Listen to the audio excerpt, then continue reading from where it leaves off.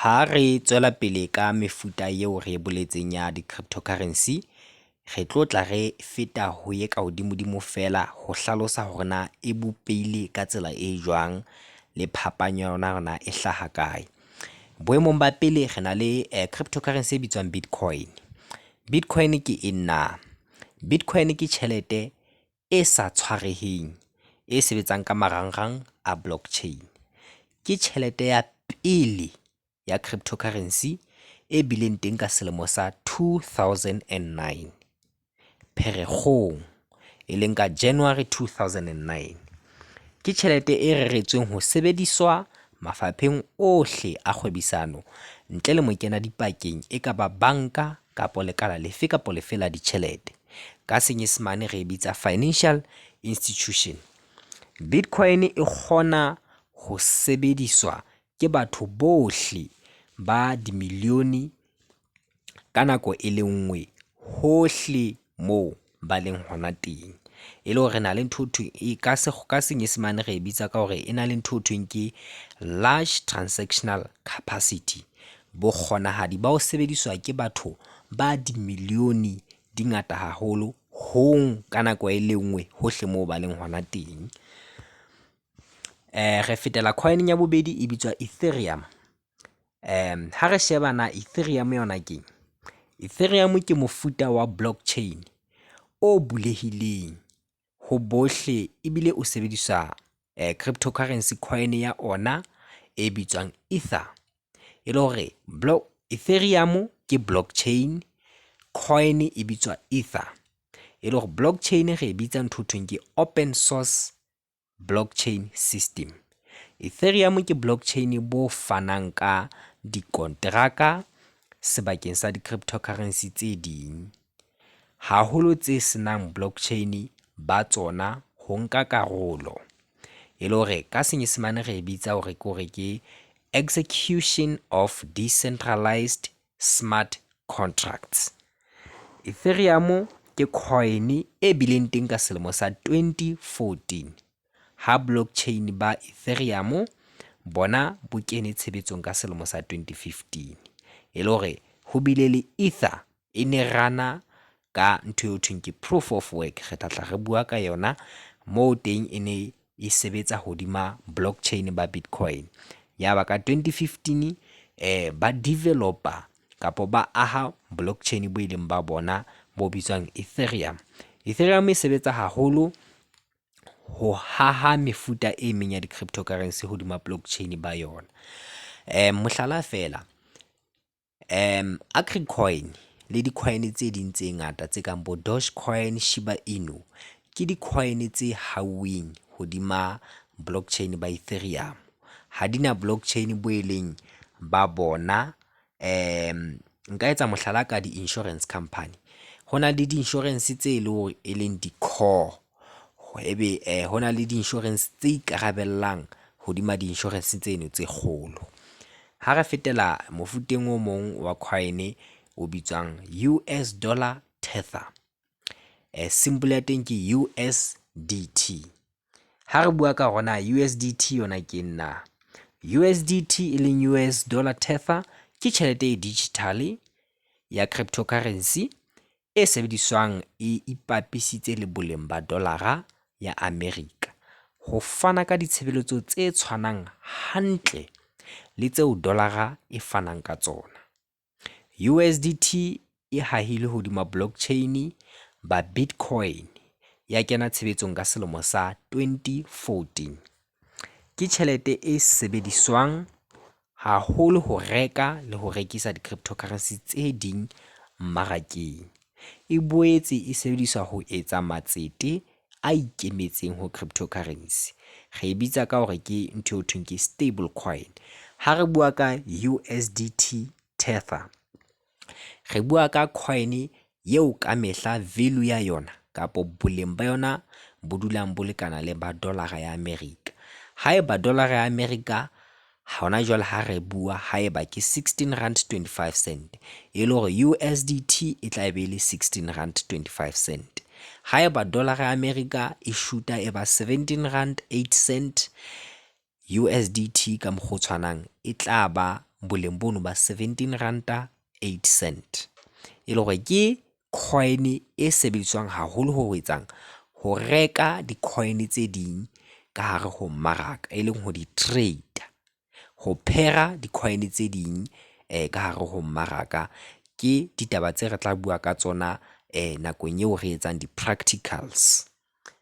Re hatela pele, re bua ka Binance Coin. Binance Coin ke na.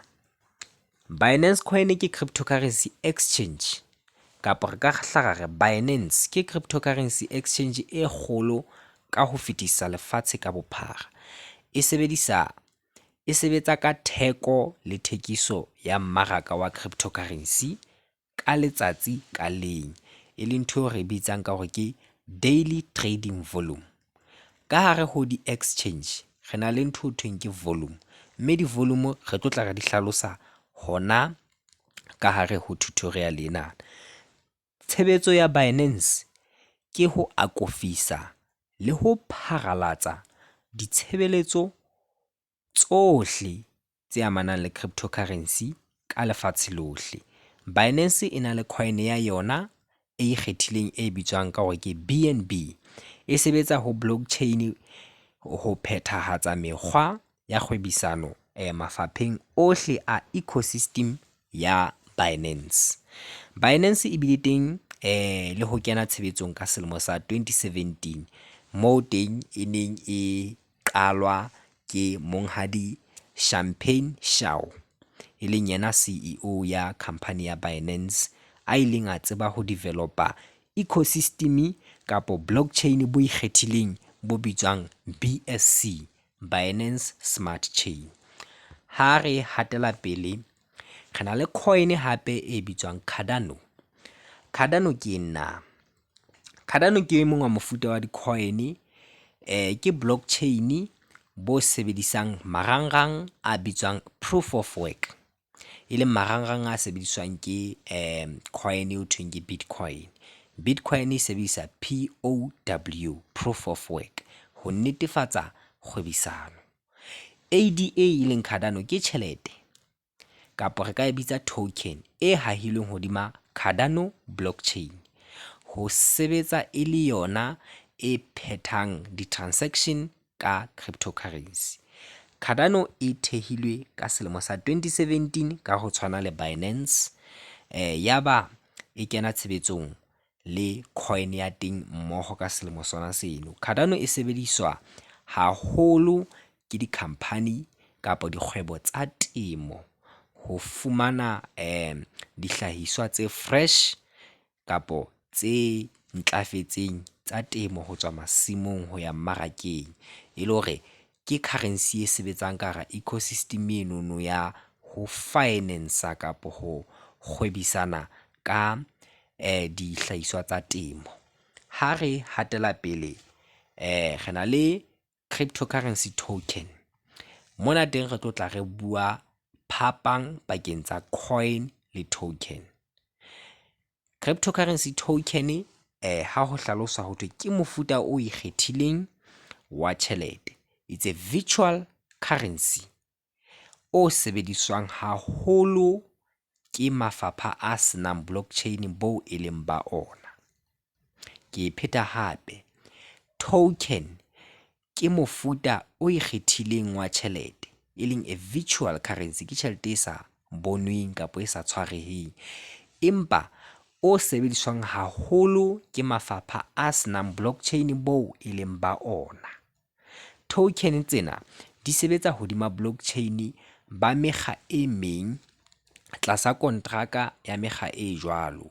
Mohlala, re di bitsa re di bitsa ka hore ke di-smart contracts, jwalo ka BSC, Ethereum, Solana, jwalo le tse ding. Mona jwale ho ngotswe ka Senyesemane, empa ke tla hlalosa hore ha re bua ka di-token, re bua ka dintho tse thweng ke di-ICO. ICO e emetse fela initial coin offering, e le hore nka etsa mohlala ka AgriCoin. AgriCoin ha se coin e ikemetseng e nang le blockchain ba teng, ke token, hobane e hahilwe hodima blockchain ba Binance. Hore Agricoin e hlahe mmarakeng, e hlaya tlasa kontraka ya Binance.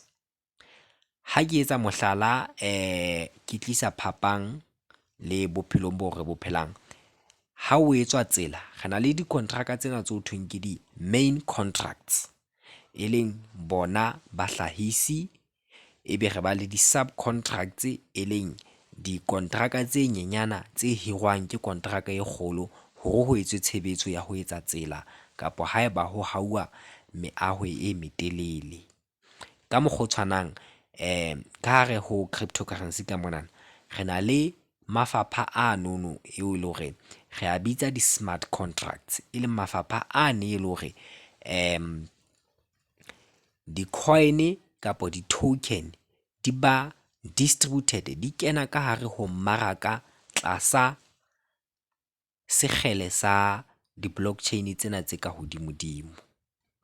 Ke kopa re kgaotse hakana, re tlo tla re tswela pele hape videong e hlahlamang ka mefuta ya di-cryptocurrency tokens, re se re kena ka botebo hona di-tokens ke eng.